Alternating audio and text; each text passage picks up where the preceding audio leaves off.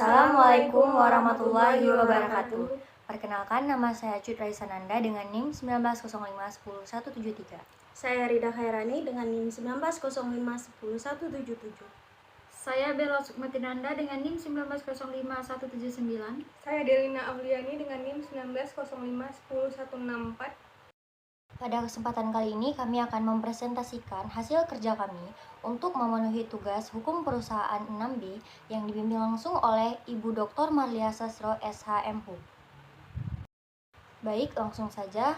Presentasi pertama akan dilanjutkan oleh rekan saya yaitu Delina Auliani dan selanjutnya akan dilanjutkan oleh rekan yang lain. Setiap organ perseroan memiliki tugas dan kewajiban. Jika tugas dan kewajiban tersebut disalahgunakan atau dilalaikan, maka akan membawa konsekuensi terhadap organ perseroan yang melakukannya dan harus bertanggung jawab atas kelalaian atau penyalahgunaan kewenangannya. Untuk itu, tugas dan kewajiban serta wewenang itu harus dilakukan dengan baik dan penuh tanggung jawab. Seorang direksi telah ditentukan dan diatur luasnya kekuasaan dan kewenangan dalam Undang-Undang Nomor 40 Tahun 2007. Dengan kekuasaannya yang sangat besar, ada kemungkinan akan merugikan perseroan. Undang-Undang Nomor 40 Tahun 2007 tidak diatur secara tegas. Jika ternyata pengurus melakukan tindakan yang melampaui batas wewenangnya atau bertentangan dengan anggaran dasar. Direksi memiliki kewajiban untuk melaksanakan fiduciary duty dalam mengurus korporasi. Hal ini berarti bahwa keputusan-keputusan yang diambil oleh direksi harus mencerminkan dari pelaksanaan dan tidak boleh bertentangan dengan prinsip fiduciary duty dalam Undang-Undang Nomor 40 Tahun 2007.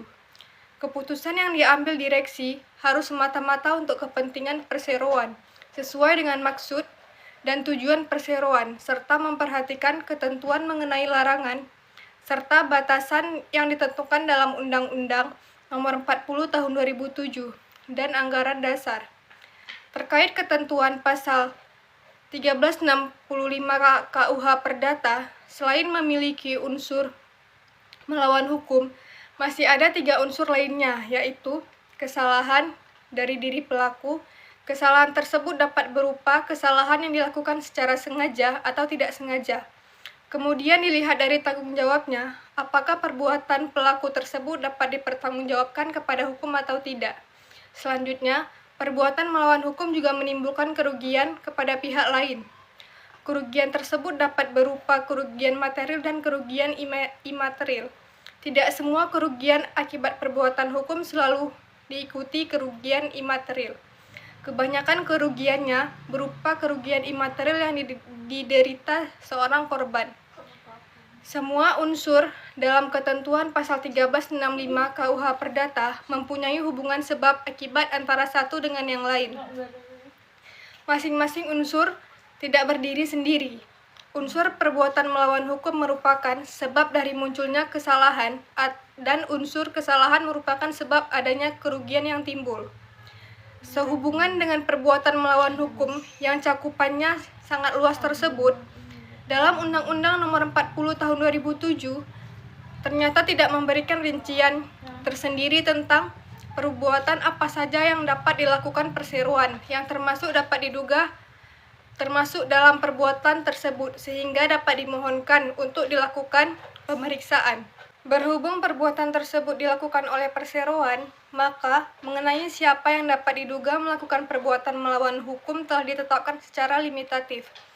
Dalam ketentuan pasal 138 ayat 1 Undang-Undang Nomor 40 Tahun 2007 yang menyatakan bahwa yang pertama, perseroan melakukan perbuatan melawan hukum yang merugikan pemegang saham atau pihak ketiga. Yang kedua, anggota direksi atau dewan komisaris melakukan perbuatan melawan hukum yang merugikan perseroan atau pemegang saham atau pihak ketiga.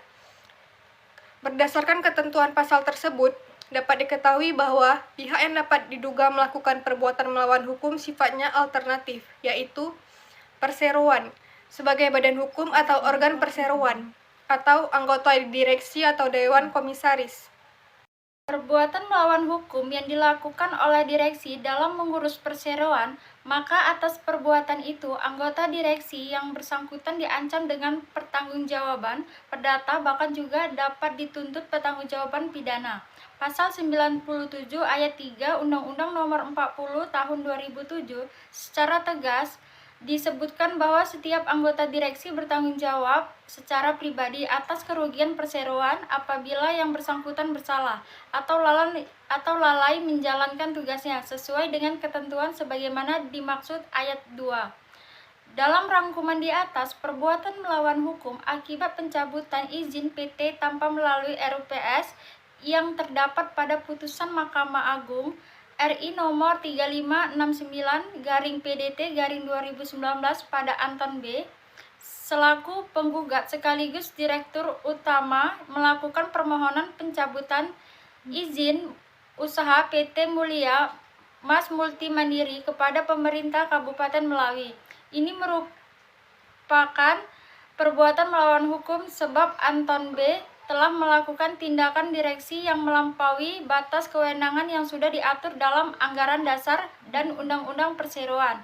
Maka batas kewenangan yang sudah diatur dalam Anggaran Dasar dan Undang-Undang Perseroan sudah dianggap melakukan suatu tindakan pelanggaran sehingga berakibat kepada pembubaran PT.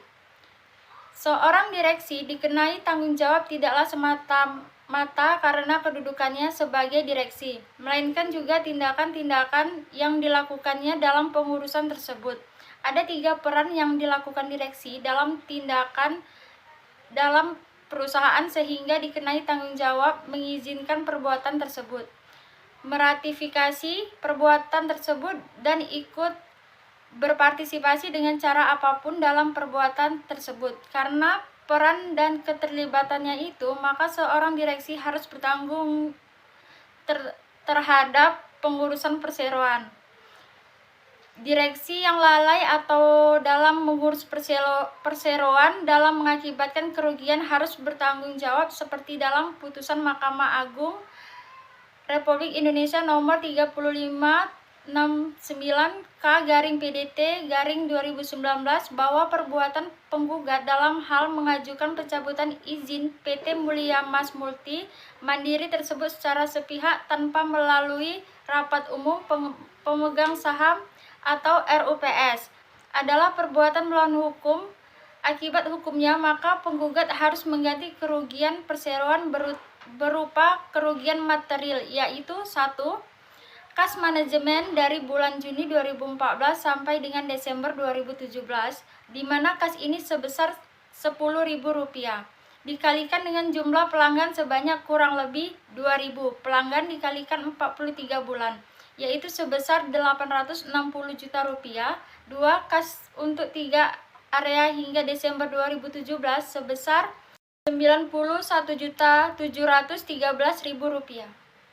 Pertimbangan hukum Majelis Hakim dalam putusan Mahkamah Agung RI nomor 3569/Perdata/2019 tentang perbuatan melawan hukum akibat pencabutan izin perseroan terbatas tanpa melalui rapat umum pemegang saham.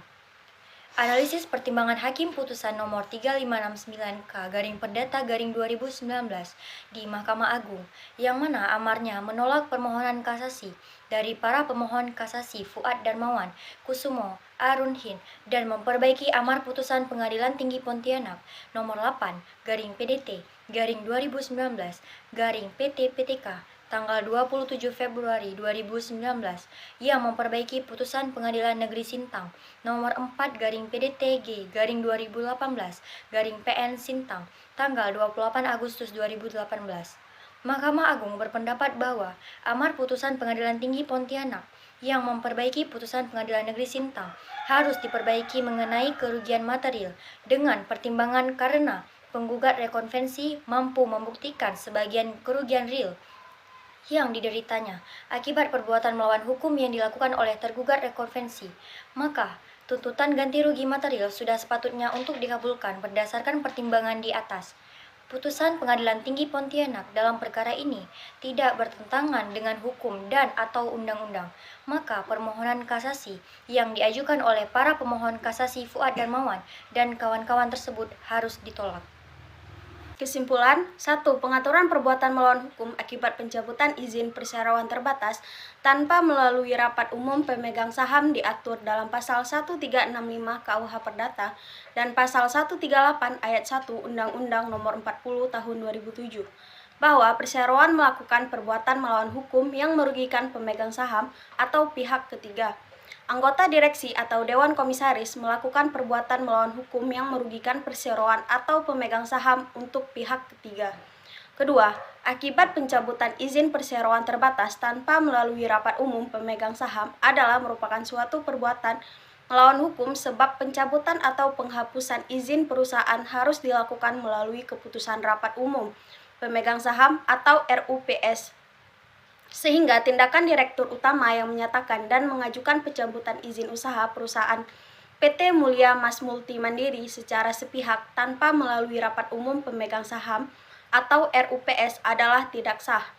Yang ketiga, pertimbangan hukum Majelis Hakim dalam putusan Mahkamah Agung RI nomor 3569 K/PDT/2019 adalah perbuatan penggugat yang melakukan pencabutan atau penghapusan izin PT Mulia Mas Multi Mandiri tanpa melalui RUPS, mengakibatkan kerugian kepada para tergugat sehingga penggugat diwajibkan mengganti kerugian. Hal ini tertuang sebagai dalam pasal 1365 KUH Perdata. Setiap perbuatan melawan hukum yang oleh karenanya menimbulkan kerugian kepada orang lain, mewajibkan orang yang karena kesalahannya menyebabkan kerugian itu mengganti kerugian. Penggugat diwajib mengganti kerugian perseroan berupa kerugian material untuk kas manajemen sebesar Rp860 juta dan kas untuk 3 area sebesar Rp91.713.000. Sekian presentasi dari kelompok kami. Terima kasih atas perhatiannya. Wassalamualaikum warahmatullahi wabarakatuh.